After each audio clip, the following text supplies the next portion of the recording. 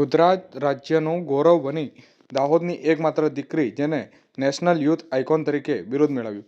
આ તારીખ 25/1/2026 રવિવારના સાંજે 4:30 આપેલ માહિતી અનુસાર વિકસિત ભારત અંતર્ગત પાર્લામેન્ટમાં ટોપ 20માં સ્થાન પામનાર રાજવી કડિયા રાજ્ય સ્તરે દાહોદ જિલ્લાનું 48 તો રાષ્ટ્રીય સ્તરે ગુજરાત રાજ્યનું 18 વખત પ્રતિનિધિત્વ કર્યું. વૈશ્વિક સ્તરે પણ ભારતનું પ્રતિનિધિત્વ કરવા સાથે વિકસિત ભારત 2047ને સફળ બનાવવાના સતત પ્રયત્ન કરવા એ તેમનો ઉદ્દેશ હતો. આજના યુવાનોની પ્રેરણા એટલે રાજવી કડિયા. ગુજરાત રાજ્યના પૂર્વ પ્રવેશ દ્વાર પર આવેલ નાનકડા આદિવાસી જિલ્લા જેમાં બાતની પરંપરા અને સંસ્કૃતિઓ વસેલી છે. દાહોદ જિલ્લાના દાહોદ શહેરમાં આવેલા કડિયાવાડ ખાતે રહેતી ફક્ત 22 વર્ષીય દીકરીએ એટલી ઊંચાઈઓ હાંસલ કરી છે.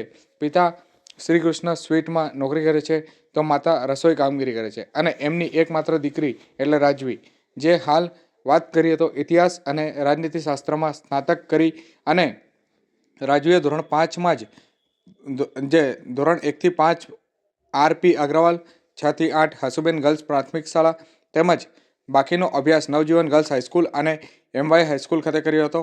શાળા જીવન દરમિયાન જ વિવિધ પ્રવૃત્તિઓ તેમજ સ્પર્ધાત્મક તેઓ સતત જ સક્રિય અને પોતાનું સતત વ્યસ્ત રાખીને વિજેતા થવાનો ક્રમ જાળવી રાખ્યો હતો.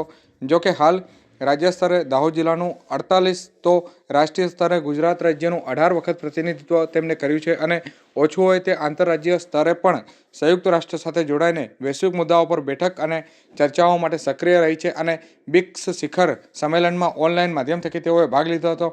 વર્ષ 2022માં રાજ્ય સ્તર વક્તૃત્વ સ્પર્ધામાં ભાષા સંગમમાં વિજેતા થતા ઉપરાંત વર્ષ 2023માં રાજ્ય વિજેતા અને રાષ્ટ્રીય સ્તરે મહત્વપૂર્ણ સિદ્ધિ હાંસલ કરી હતી.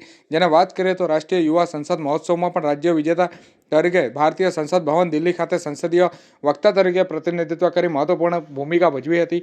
તેણીએ આજ સુધી રાજ્ય સ્તરે દાહોદ જિલ્લાનું 48 તો રાષ્ટ્રીય સ્તરે 18 વખત તેઓએ દાહોદ જિલ્લાનું પ્રતિનિધિત્વ કર્યું છે અને હાલ રાષ્ટ્રીય યુવા આઇકોન તરીકે ભારત સરકારના યુવા બાબતો અને રમતગમત મંત્રાલય દ્વારા ઘોષિત કરવામાં આવી છે. જે અંતર્ગત વિવિધ કોલેજો યુનિવર્સિટીમાં યુવા કન્ટેક્ટ પ્રોગ્રામ પણ કર્યા હતા.